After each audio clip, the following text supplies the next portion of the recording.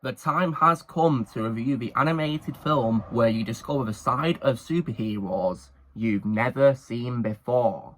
Yo, dudes, the Empire's pretty chill. Maybe you could, join it or something.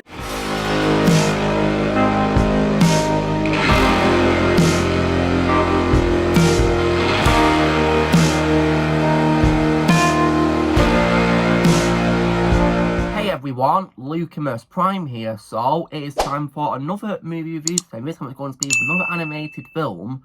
And this is one of my all-time favourite animated films by the company Pixar. And it's also one of my favourite animated films of all time in general too, as well. This film is also as well a superhero film too as well. And it's of course none other than 2004's The Incredibles, which is directed by Brad Bird. And it's of course produced by Pixar Animation Studios for Walt Disney Pictures. So how was this film made then? So Brad Bird was Pixar's first outside director, and he developed this film as an extension of the 1960s comic books and spy films from his boyhood and his personal family life. And he pitched this film to Pixar after Warner Brothers' box office disappointment of his first film, The Iron Giant, and he carried over much of its staff from that film to develop this film. And the animation team was also tasked with animating an all-human cast, which required new technology to animate detailed human anatomy, clothing, and realistic skin and hair. And the film debuted at the El Capitan Theatre on October 24, 2004, and was released in theatres in the United States on November 5th. It's earned $632 million worldwide, finishing its theatrical run as the fourth highest grossing film of 2004. And the film received widespread acclaim from critics with praise for its animation, screenplay, voice acting, action sequences, sound design, humour, and music.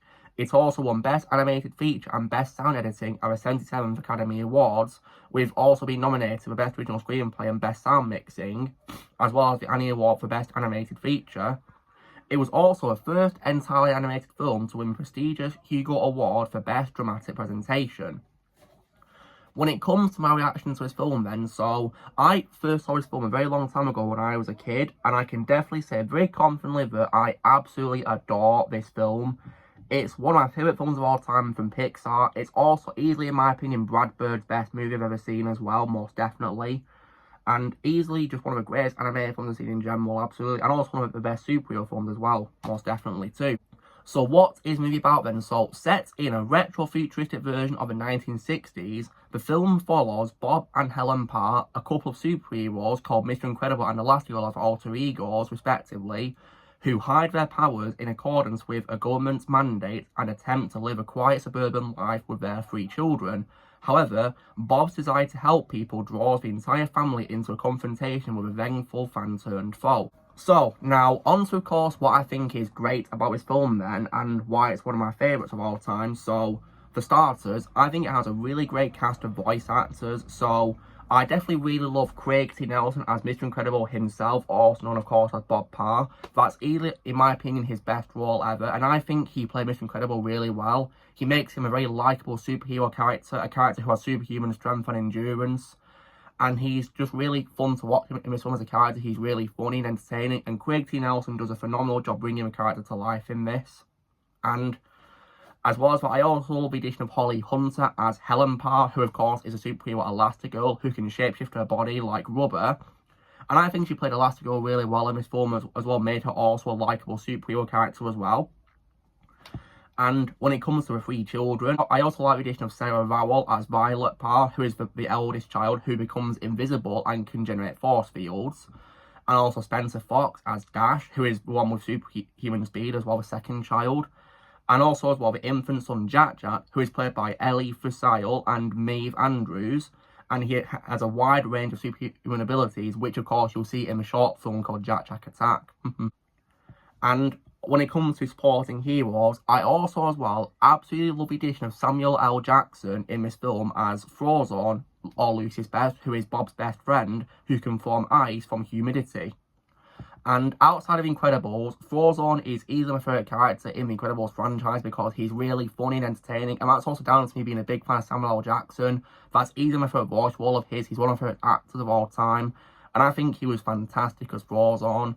And of course, this film definitely spawned a very amazing and popular meme, which is, "Honey, where's my super suit?" I love that meme so much. A hilarious line, which has gone on to be so iconic all these years later. And as well as, of course, for us characters, when it comes to villains, I definitely really love Jason Lee as Incrediboy, who later becomes the villain Syndrome, also known as Buddy Pine, who, of course, initially was a big fan of Mr. Incredible and wanted to, of course, be on his side as his sidekick, but when he got rejected, he becomes a supervillain who uses scientific powers to give himself enhanced abilities. And there's other great characters in this as well, voiced by good actors. So Brad Bird himself, the director, actually has a role in this film, which is Edna Mode, who is a fashion designer for Supers. And I think he makes Edna Mode a very entertaining character and does a great job voicing Edna. Pretty good how a director has a role in this. I also love the addition of Bud Lucky, may he rest in peace, as Rick Dicker, who is, of course, the government agent responsible for keeping the powers undercover. I think he played him really well in this film as well. And he's, of course, a recurring Pixar voice actor. He was also in Toy Story 3 as Chuckles, which was really cool. Speaking of recurring voices, I also love the addition of Wallace Shawn as Mr. Huff, who is Bob's demeaning supervisor at work. He made Mr. Huff a very entertaining and funny character. Even though he was a very despicable and unlikable character, he was really funny thanks to Wallace Shawn making him so funny. And the funny part is, if you guys close your eyes, it's literally Rex from Toy Story, which is brilliant. And also, as well, when it comes to other minor villains in this, I love the addition as well of John Ratzenberger, who's been in lots of Pixar films as the Underminer, which is really cool to see in this film. He's also a great voice actor as well. So this film has definitely a really great cast of actors, really, just to name a few, really. Definitely a really amazing cast of Brad Bird assembled.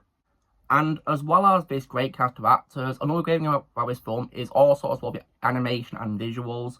Pixar's animation has always been fantastic ever since it first began with Toy Story in 1995, and this film is definitely no exception, because I think the animation for its time in 2004, which is 21 years ago, goodness me, is just absolutely amazing for its time. Like, considering it's from 2004, it really does hold up really well, and it was great for its time in 2004, just absolutely fantastic to see as well in this. And also as well, another thing I love about the film is I love how the story has lots of heart, because it teaches us about how family always comes first and makes life worth living as well.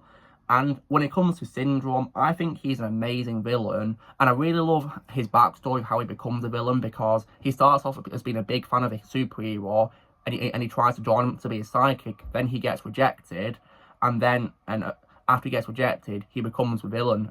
And I definitely really think that they wrote that so well in the film, because it made Syndrome such a great villain, absolutely. And Jason Lee did a brilliant job bringing him to life in this film.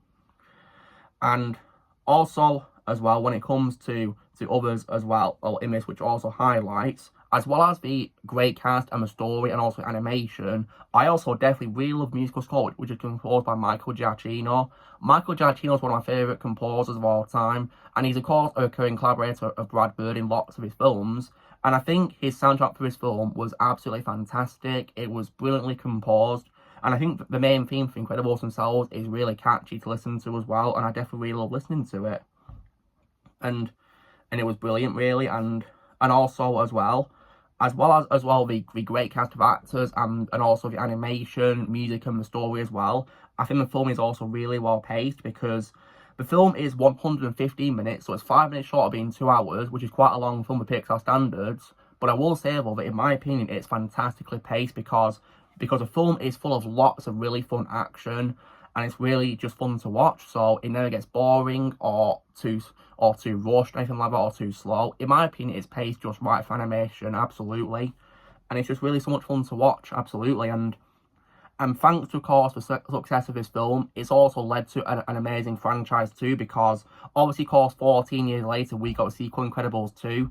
It's a shame that it released so late, isn't it? It would have been cool if it got released earlier, but thankfully the wait was worth it, because I did enjoy Incredibles 2, but not as much as this film, though. And also, we got several video games too, and I've also played Lego The Incredibles, which is a great game. I really love playing that game as well. But yeah, this film, though, is just absolutely fantastic. In my opinion, one of Pixar's greatest films they've ever done, and also one of the greatest superhero films of all time. I mean, the cool thing about the Parr family in this is they're literally the Fantastic Four, really, just wearing red costumes instead of blue ones, which is just really cool. And It's just an absolutely incredible film from start to finish, with great characters and also great villains being Syndrome. Even, of course, minor villains like, of course, I mentioned Underminer, and also as well Bon Voyage, who is voiced by Dominique Louis, and others too as well in this, really. And even as well, minor funny characters like Mr. Huff, for example, and also as well Lou Romano voicing Mr. Crop, who is, of course, Dash's teacher, who's also responsible for the famous quote, which is, "Coincidence? I think not," from the film. And what's cool is he also voices as well Linguini in Ratatouille, so he's also an example of a recurring voice actor for Pixar. And in this film he played, of course, Mr. Crop, which was really cool. And so I definitely really love The Incredibles. In my opinion, one of Pixar's greatest films. Let's just say it's an incredible film, definitely. So if I was to give this film a score out of 10, I'll definitely give it, for me, a full-blown 10 out of 10. I definitely really love this film very much. So guys, that's me doing my review of 2004's The Incredibles. So, you know the drill, guys. Be sure to give this video a like. Also, be sure to let me know in the comments what you guys think of The Incredibles. If you've seen it, let me think in the comments below what you think of it. Also, be sure to join Team Prime by pressing subscribe videos coming in the future. And I'll see you all later.